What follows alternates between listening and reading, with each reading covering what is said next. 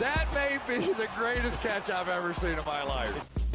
Okay, we are going to go through and dive into every single quarterback and rank them that you should be able to at least consider starting. Now, I'm not going to be talking about guys at the very bottom end of the league. I'm not going to be talking about Tyrod Taylor. I'm not going to be going through and talking about Davis Mills. If you have to start them, I'm sorry, you got bigger issues than what I can help in this video. But let's go through, let's dive into this right after we go through and give away some free Fantasy Flock Network hats for the people subscribed to the channel and supporting by leaving those likes and comments. The winner for this video is going to be Austin and Brandon. Thank y'all so much for being a part of the flock and supporting the channel. Please send me that email ASAP with your physical address so I can get that Fantasy Flock Network hat out to you. And also, of course, you know you're going to see some player props on the screen in this video. Sadly, as we've said previously, the year is not 2030, so it's not like you can just click on the screen of the YouTube video and automatically go through and bet the over or the under on some passing yards for these players. But what you could do is you can go down to the description of the video, you can go to the comment section, and there you could find a link to where you could bet those player props over on Underdog Fantasy. Underdog Fantasy is available in damn near every single state, and at the same time, when you sign up and you make your first deposit with promo code FLOCK, they will match that deposit dollar for dollar up to $100, so please take advantage of that. And yeah, that should be it. Let's go through and let's dive into these quarterback rankings. And let's start it off with a quarterback that was pretty low with our rankings a week ago based on the matchup, based on the weather, and people hated us for it. Josh Allen. So yes, as we said last week, Josh Allen is going to be our top quarterback a lot of the times. Josh Allen will be at that number one spot. Now, of course, we didn't have him there a week ago because he was going up against the Patriots in a game where he couldn't throw the ball. Excuse me. I'm sorry that we had to get that much hate in the comment section for Josh Allen to come out and have 145 passing yards and 1 passing touchdown. Like, it is what it is. Now, this game is going to be a little bit different here. I mean, you are going to be going up against the Tampa Bay Buccaneers. Now, obviously, the Buccaneers, they have a pretty decent defense. Now, I don't necessarily want to say this Buccaneers defense is on the same level of what you may have with someone like the New England Patriots, but this defense is good. Specifically, the Tampa Bay Buccaneers run defense is very good.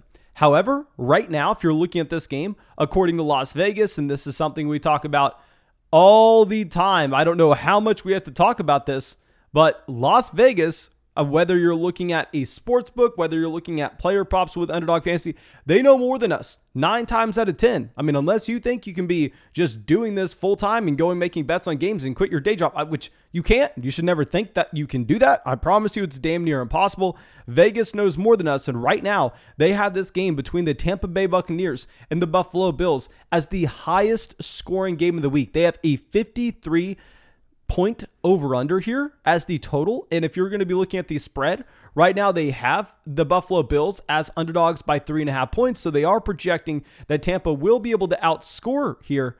Now, my issue with this is looking at Josh Allen versus Tom Brady and knowing that with Josh Allen, you know, you're also going to be getting rushing production at the same time, which is why we will have Josh Allen a little bit higher. I mean, here with Allen, he has had over 400 rushing yards so far this season, and it's boring to do this, but just to show y'all how fantasy football is broken at the quarterback position, let's look at the points that you've had from Josh Allen just on the ground this season, which is 60 points coming from his rushing touchdowns and his rushing yards. If you convert that over to passing yards, that's an additional 1,500 passing yards. That's the cheat code these rushing quarterbacks are, especially in a 4-point passing touchdown format. So we will have Allen at 1, and we are going to have Kyler Murray at 2. Yet again, another one of these rushing quarterbacks. We had Kyler Murray ranked as a top 3, 4. He was in the elite quarterback ones for us last week. You were going through and playing him right away. I mean, even with him coming back from that high ankle sprain, and it's because the upside that he has in this offense. I mean, you saw it this past week. He himself comes out, gets you 60 rushing yards and 2 rushing touchdowns. Now, I'm no mathematician, but that's about 18 fantasy points. I mean, 18 fantasy points, converting that over to passing yards, that's equivalent to 450 passing yards getting added on by the rushing department for Kyler Murray. That's why you're going to have Josh Allen and Kyler in their own tier. Yes, they're tough matchups on paper, but these should be the highest scoring games of the week. And also these quarterbacks are giving you that rushing equity at the same time. So Allen and Kyler are going to be elite here.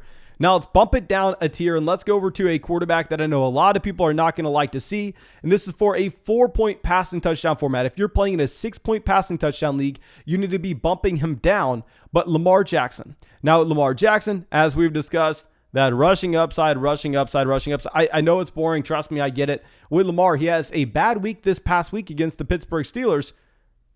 Doesn't matter. Yes, he only has 250 passing yards. He only has 1 passing touchdown. He still almost drops 20 fantasy points, and that's because he adds another 55 points on the ground. Now, I'm no mathematician, but those 55 rushing yards are equivalent to an additional 140 passing yards.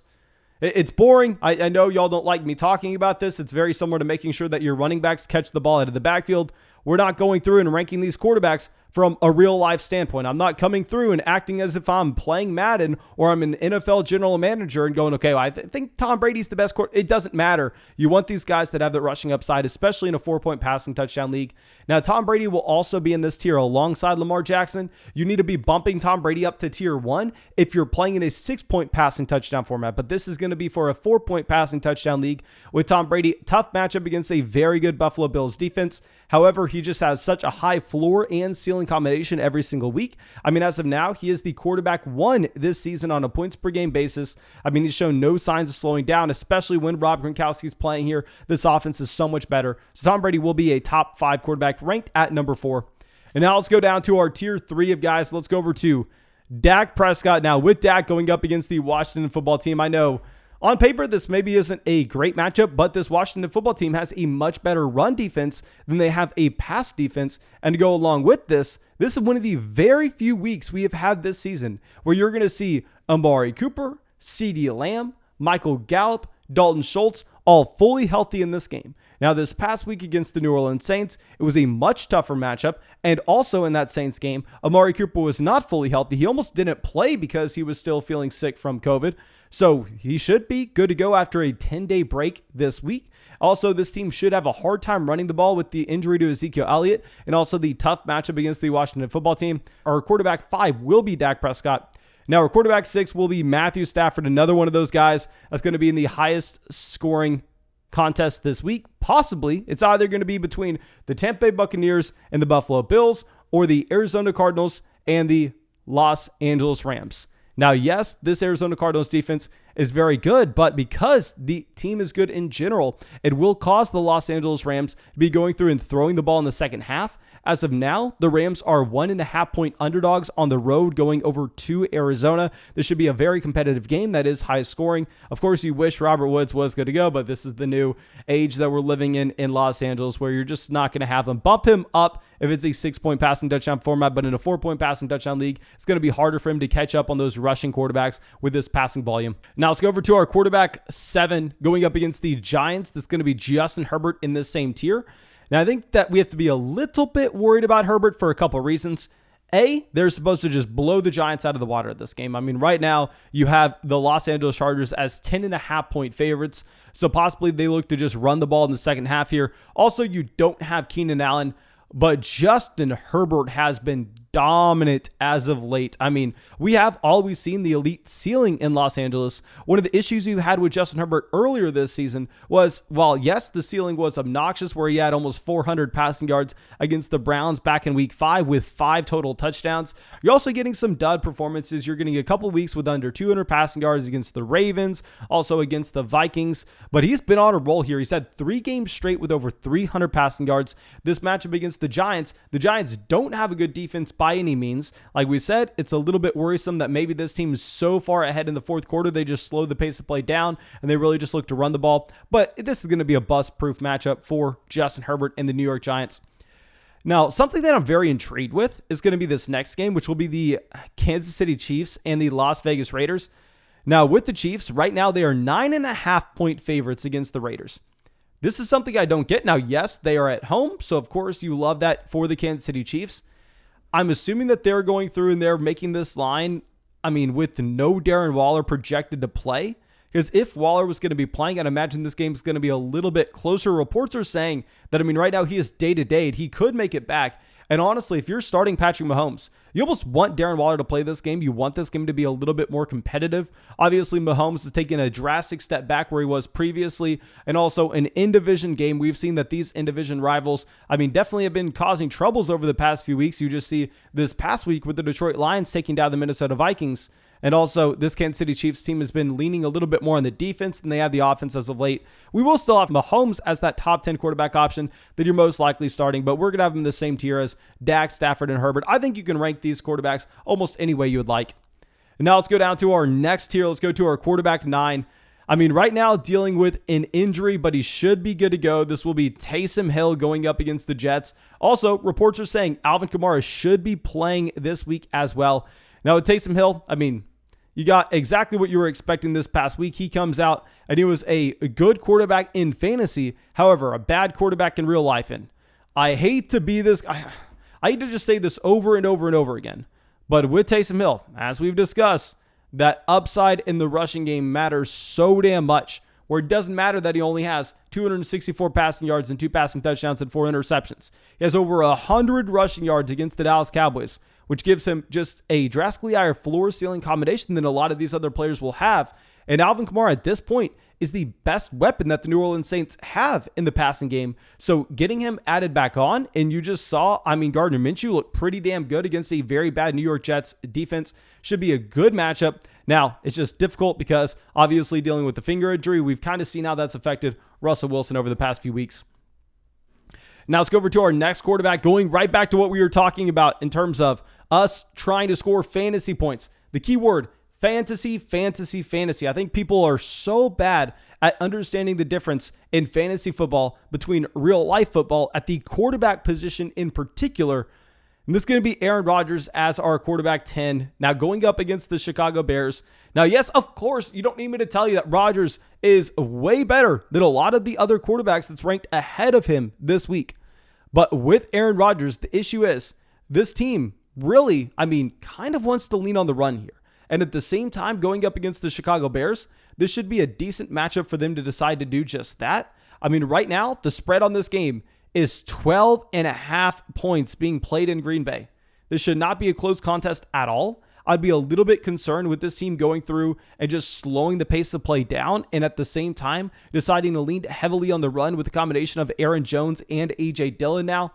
So with Aaron Rodgers, if it's a 6-point passing touchdown format, you move him ahead of a lot of these options. You definitely move him ahead of Taysom Hill. The issue is in a 4-point passing touchdown league, I'm going to be prioritizing those rushing quarterbacks a little bit more. And now our next quarterback will be quarterback 11, who plays on Thursday night.